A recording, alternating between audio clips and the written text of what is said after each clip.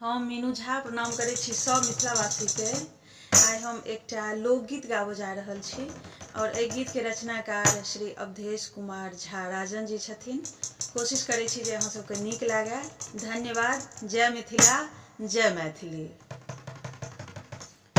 साल 35 बीत रहल अछि, बचल जवानी थोर। विद्यापति के स्वर में बुझहक हमर दुखक नहीं ओर। सभक मनोरथ पूरा करै छ हमरो पूरा बहो।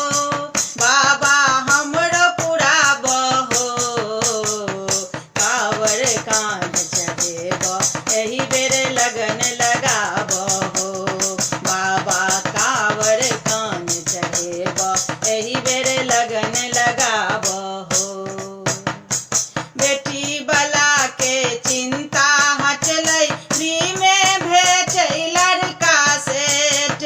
घर बैसल घटकैती होइ छै, आग लगौलक इंटरनेट।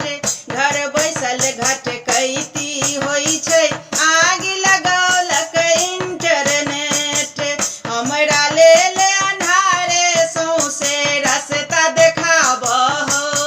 तू ही रस्ता देखाबहो।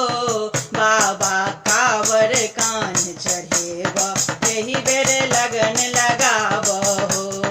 बाबा कावर कान चढ़ेब एही बेर लगन लगाबहो।